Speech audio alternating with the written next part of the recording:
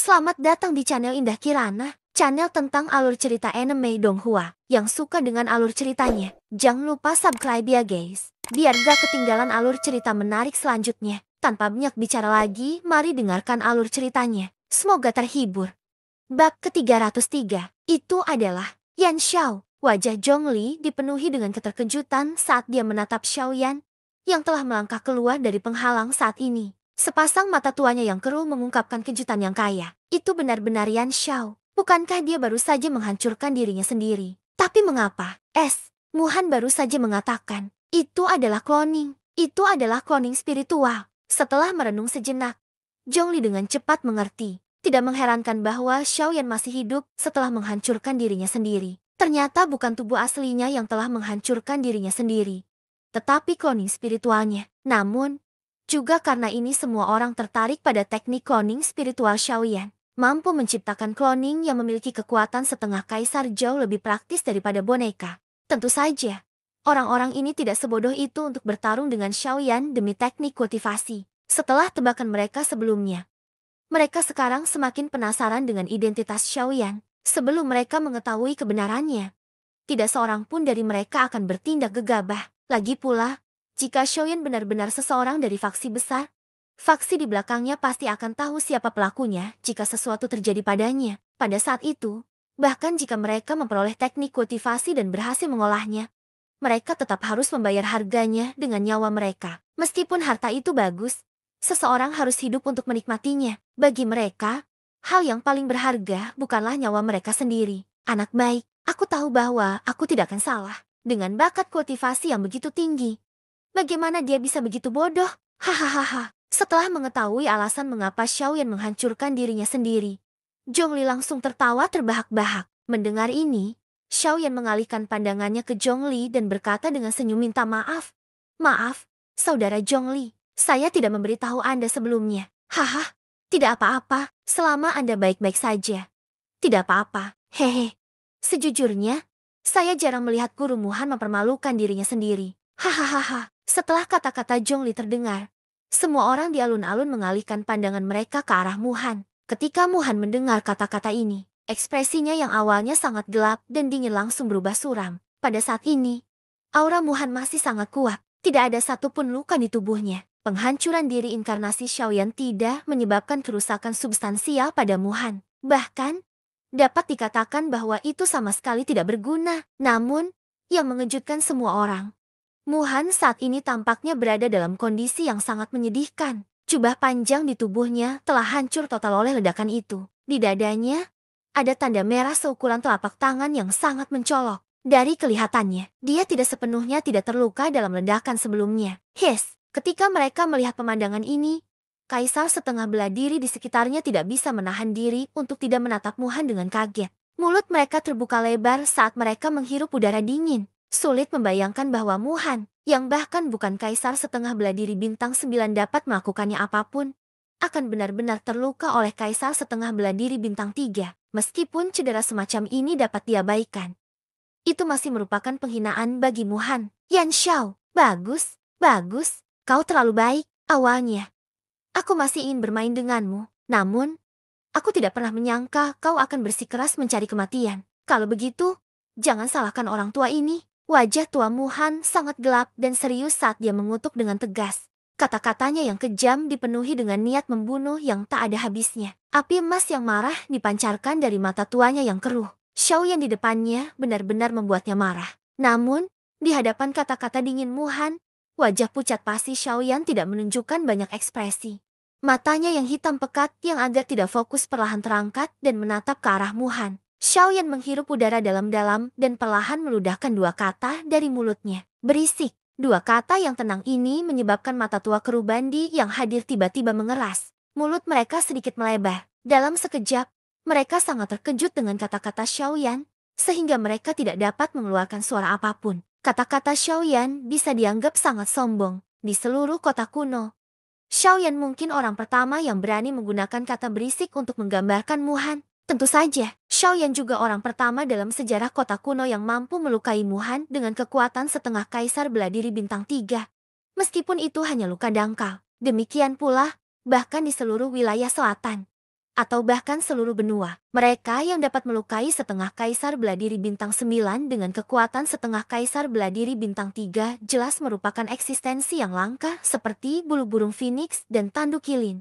Dan orang-orang seperti ini biasanya akan disukai oleh beberapa kekuatan yang benar-benar hebat. Mereka akan direkrut ke dalam sekte mereka sejak awal dan menjadi aset potensial dari kekuatan itu. Pada saat ini, orang banyak tidak dapat menahan diri untuk meragukan identitas asli Xiaoyan sekali lagi. Semua jenis tebakan terus muncul di hati mereka. Boneka setengah tingkat kaisar beladiri, berbagai jenis keterampilan do kelas tinggi, klon teknik beladiri yang aneh, dan hati yang sombong dan sulit diatur. Semua ini secara tak kasat mata mengungkapkan latar belakang misterius Xiaoyan kepada orang banyak.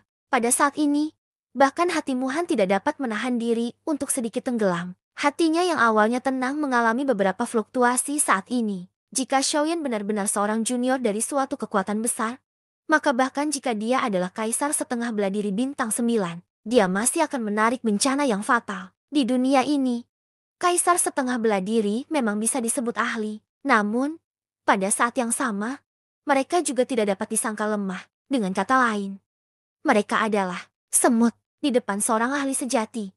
Kaisar setengah langkah hanyalah satu tahap di seluruh jalur kultivasi. Meskipun seorang kaisar setengah langkah kuat, masih banyak orang yang bisa mendominasi seorang kaisar setengah langkah. Jangan pernah lupa bahwa kultivasi tidak ada habisnya. Namun, situasinya sudah diputuskan. Anak panah sudah ada di busur dan dia tidak punya pilihan selain melepaskannya. Bahkan jika dia ingin berhenti sekarang, sudah terlambat. Selain itu, bukankah tujuan Muhan memasuki kolam petir kali ini untuk Xiaoyan? Selain itu, Xiaoyan telah membunuh muridnya. Hutang darah harus dibayar dengan darah. Ini adalah jalan surga. Tanpa disadari, hubungan antara Muhan dan Xiaoyan telah mencapai titik hidup dan mati. HMP, bocah. Aku tidak peduli dari mana asalmu. Karena kau membunuh muridku, hutang darah ini harus dibayar dengan darahmu sendiri. Setelah beberapa lama, ekspresi menyeramkan muncul di wajah tua Muhan sekali lagi. Tatapannya berangsur-angsur berubah tajam saat dia mengeluarkan teriakan haus darah dari lubuk hatinya. Muhan mengangkat pandangannya. Tatapannya seperti anak panah tajam saat melesat ke arah Xiaoyan. Aura yang tak terlihat, tajam, dan sombong menyebabkan ruang kosong di antara mereka berdua menjadi sedikit terdistorsi. Melihat ini, Xiaoyan tidak bisa menahan diri untuk tidak mengerutkan alisnya. Energi spiritual di antara alisnya dengan cepat melonjak keluar dan mengembun menjadi perisai tak berbentuk seukuran wastafel di depannya. Namun, perisai ini jauh lebih lemah daripada yang biasanya dia padatkan. Ketika inkarnasi menghancurkan dirinya sendiri, itu menghabiskan banyak energi spiritual. Biasanya, itu tidak akan menjadi masalah. Namun, di saat ini, itu menjadi beban bagi Xiaoyan. Tatapan seperti anak panah menembus perisai spiritual dan aura tak berbentuk itu terhalang di luar. Muhan memanfaatkan kesempatan itu. Saat perisai spiritual menghilang, sosoknya tiba-tiba melintas dan menghilang dari tempat asalnya. Pada saat yang sama, sosok Muhan tiba-tiba muncul di ruang di depan Xiaoyan seperti hantu. Kemudian, dia dengan kejam menekan telapak tangannya ke dada Xiaoyan. Namun, saat telapak tangan Muhan menekan dada Xiaoyan, Xiaoyan yang berada di depan Muhan benar-benar terkoyak oleh angin telapak tangan yang mengikutinya. Oh, kecepatan bocah ini cukup cepat. Aku khawatir bahkan seorang kaisar beladiri setengah bintang 8 biasa tidak akan mampu mencapai kecepatan seperti itu. Hati Muhan sedikit bergetar. Xiaoyan ini hanyalah seorang kaisar setengah bintang 3. Jika kekuatan Xiaoyan meningkat, kemungkinan bahkan Muhan tidak akan berdaya menghadapi kecepatan yang menakutkan ini. Bocah ini harus mati di kolam petir. Kalau tidak akan ada akhir dari masalah. Menghadapi Xiaoyan, yang hanya seorang kaisar beladiri setengah bintang 3, Muhan akhirnya merasakan keseriusan yang mendalam terhadap Xiaoyan. Bab ke-304. Hah, cakar elang Muhan yang keriput dengan kejam merobek ruang dan mencabik-cabik sosok di depannya. Ekspresi Muhan menjadi semakin suram. Awalnya, dia mengira bahwa dengan kekuatan Muhan, tidak peduli seberapa cepat Xiaoyan, dia tidak akan cocok untuknya. Namun, situasi saat ini berbeda. Zhongli telah muncul di sisi Xiaoyan. Dengan Zhongli di samping Xiaoyan, bahkan Muhan tidak berani mengabaikannya. Jadi, di bawah tekanan Zhongli, Muhan tidak dapat melakukan apapun pada Xiaoyan. Tepat saat tubuh Muhan berhenti, suara angin kencang tiba-tiba terdengar dari belakangnya. Sebuah telapak tangan yang penuh dengan kekuatan dihancurkan dengan kejam ke arah punggung Muhan. Zhongli, Apakah kamu benar-benar berpikir bahwa kamu memiliki kemampuan untuk melawanku hanya karena kamu telah menerobos ke puncak alam Kaisar Beladiri setengah bintang 8? Hari ini, aku akan membiarkanmu mengalami apa artinya menjadi Kaisar Beladiri setengah bintang 9. Merasakan angin kencang datang dari belakangnya. Ekspresi Muhan menjadi lebih suram dan dingin. Lengannya bergetar dan Doki menyembur keluar dari telapak tangannya di bawah lengan bajunya. Doki dengan cepat berkumpul di telapak tangan Muhan saat Zhongli terbang ke arahnya dari belakang. Muhan tiba-tiba berbalik dan menghancurkan telapak tangannya ke telapak tangan Zhongli. Boom! Dalam sekejap, badai energi yang menakutkan menyapu. Dengan kedua telapak tangan sebagai pusatnya, ruang tak berbentuk mulai runtuh inci demi inci. Ketika badai menyebar, sebuah sosok terlempar dengan menyedihkan dari pusat ledakan. Dari kelihatannya, itu adalah Zhongli. Tubuh Zhongli terbang kembali 100 kaki. Otot-otot di wajah tuanya sedikit berkedut karena luka-luka yang dideritanya. Jejak darah tanpa sadar mengalir keluar dari sudut mulutnya. Batuk-batuk. Meskipun kekuatanku lebih rendah darimu, untunglah aku tidak sepertimu, yang kekuatannya tidak meningkat sedikit pun dalam beberapa ratus tahun terakhir. Dibandingkan denganmu, kultivasiku jauh lebih berarti, karena kau mencari kematian. Aku akan membunuhmu terlebih dahulu. Tepat saat kata-kata Zhongli keluar dari mulutnya, teriakan keras yang dipenuhi amarah segera terdengar. Muhan mendengus. Dalam sekejap, dia sudah muncul di sisi kanan tubuh Zhongli. Dia mengangkat kaki kanannya dan tendangan cambuk yang kuat menghantam punggung Muhan dengan kejam. Boom! Tubuh Zhongli terbang ke depan tanpa terkendali. Pada saat yang sama, dia tidak bisa menahan diri untuk tidak memuntahkan seteguk darah. Namun, tidak ada rasa takut di wajahnya. Sebaliknya, sudut mulutnya melengkung menjadi seringai. Sosok Muhan melintas sekali lagi dan tiba di depan Zhongli. Dia membengkokkan jari-jarinya menjadi cakar dan dengan kejam mencakar punggung Zhongli. Dari kelihatannya, dia ingin mencabut tulang belakang Zhongli. Ekspresi Zhongli tanpa sadar berubah ketika dia melihat ini. Dia tidak menyangka serangan Muhan begitu ganas. Tepat saat dia akan bergerak, kecepatan Muhan lebih cepat. Dalam sekejap, tangannya yang seperti cakar elang telah tiba di belakang Zhongli dan mencengkram tulang belakangnya. Jika cakar ini mencengkeramnya, bahkan jika Zhongli tidak mati, dia kemungkinan akan menjadi cacat di masa depan. Hati Zhongli terasa berat ketika dia merasakan aura ganas yang berasal dari Chen Xi. Dan dia hanya bisa berharap agar Chen Xi dapat segera muncul pada saat dia bersikeras. Jika tidak, hidupnya akan benar-benar dalam bahaya. Mati. Wajah Muhan dipenuhi dengan kekejaman. Sudut mulutnya melengkung menjadi senyum buas seperti binatang saat dia meraihnya. Bang! Namun, tepat saat tangan Muhan hendak meraih punggung Zhongli, suara daging yang bertabrakan tiba-tiba terdengar di antara mereka berdua. Seperti balon yang meledak, tubuh Zhongli terus terbang ke depan. Pada saat ini, Muhan, yang berada di belakangnya, menatap Xiaoyan dengan tidak percaya. Wajahnya dipenuhi dengan keheranan. Pada saat ini, cakar di depan Muhan, yang awalnya hendak meraih Zhongli, sebenarnya dicengkeram oleh telapak tangan Xiaoyan. Cakar naga besar itu membuat Muhan terkejut tanpa sadar. Namun, pada saat dia bereaksi, Xiaoyan telah mengangkat kaki kanannya. Tendangan cambuk yang kuat telah menghantam dada Muhan dengan kejam. Bang! Tubuh Muhan seperti bola saat menggambar busur di udara. Namun, dia dengan cepat menstabilkan tubuhnya. Ketika dia mengangkat kepalanya, matanya yang hitam pekat tiba-tiba menjadi dingin menusuk tulang, menyebabkan seseorang menggigil. Ledakan oktan. Dengan teriakan keras, Xiaoyan melemparkan tendangan cambuk lagi ke Muhan. Namun, tepat saat kaki Xiaoyan hendak mencapai kepala Muhan, tangan Muhan yang seperti cakar elang tiba-tiba terangkat dan mengunci dengan kuat ke pergelangan kaki Xiaoyan. Tidak peduli seberapa kuat dan sombongnya ledakan oktan Xiaoyan, dia masih tidak dapat melarikan diri dari telapak tangan Muhan. Apa? Hati Xiaoyan langsung terkejut ketika dia melihat bahwa Muhan benar-benar telah dengan paksa mematahkan ledakan oktan miliknya. Mulutnya tanpa sadar mengeluarkan seruan. Muhan membuka mulutnya dan tersenyum saat melihat ini. Dia memperlihatkan deretan gigi putih yang rapat saat dia berbicara dengan nada sedingin es. Bocah. Kau berhayal karena berpikir bahwa kau dapat menyakitiku dengan kekuatan kecilmu ini. Kau hanya bermimpi. Begitu dia mengucapkan kata-kata itu, Muhan menggunakan lebih banyak kekuatan untuk mengunci pergelangan kaki Xiaoyan. Jari keriputnya benar-benar dengan kuat menusuk daging pergelangan kaki Xiaoyan. Darah merah cerah mengalir keluar dengan cepat. Ekspresi Xiaoyan serius. Dia dengan paksa memutar tubuhnya di udara dan menendang Muhan sekali lagi. Dia ingin menambah jarak di antara mereka berdua.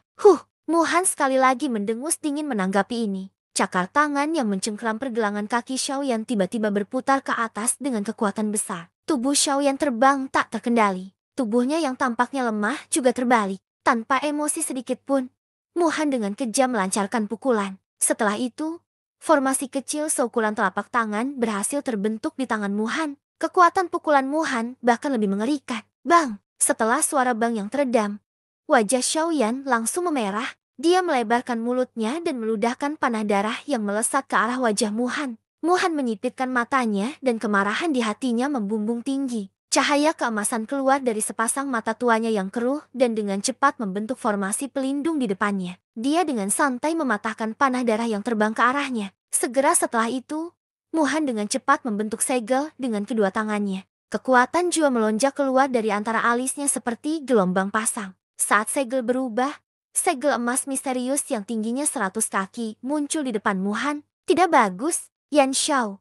Mundur cepat. Melihat segel emas, Zhongli dan Guli di medan perang berteriak keras kepada Xiaoyan pada saat yang sama. Namun, pemilik segel emas, Muhan, tanpa sadar memancarkan senyum mengejek dari mulutnya di hadapan ini. Pada jarak yang begitu dekat, mustahil bagi Xiaoyan untuk menghindarinya dengan kondisinya saat ini. Belum lagi dia hanya seorang kaisar bela diri setengah bintang 3. Bahkan kaisar bela diri setengah bintang 8 tidak akan bisa menghindarinya. Segel penakluk jiwa, pergi. Teriakan rendah yang berisi tawa dingin terdengar. Segel emas besar di depan Muhan tiba-tiba memancarkan cahaya keemasan yang terang dan menarik perhatian. Saat teriakan dari mulut Muhan terdengar, cahaya dari segel emas besar itu tiba-tiba bergetar. Ia membawa suara angin kencang yang menderu saat ia menyerang Xiaoyan. Meskipun segel emas itu tingginya 100 kaki, kecepatannya sama sekali tidak lambat. Selain itu, jarak antara segel emas dan Xiaoyan hanya beberapa ratus kaki. Oleh karena itu, dalam sekejap mata, segel emas itu telah tiba di depan Xiaoyan. Badai yang menakutkan menyapu ruang kosong itu. Tekanan yang tajam menyebabkan orang-orang tidak dapat bernapas. Tubuh Xiaoyan terasa mati rasa di bawah angin kencang. Kulit dan otot-otot di wajahnya tampak terdistorsi saat ini. Namun, sepasang mata hitam pekat Xiaoyan tampak setenang sumur tua ketika berhadapan dengan segel emas yang mendekat. Kekuatan spiritual di antara alisnya dengan cepat menggumpal di permukaan tubuhnya. Dohki di dalam tubuhnya melonjak keluar dengan liar seolah-olah itu gratis. Pada saat ini, roda api yang sangat indah berputar dengan kecepatan yang sangat cepat di bawah lengan baju Xiaoyan. Xiaoyan menghentikan tubuhnya dengan susah payah. Dia menatap segel penekan jiwa di depannya. Matanya yang hitam pekat memantulkan cahaya keemasan yang menyilaukan. Bersambung ke bab selanjutnya.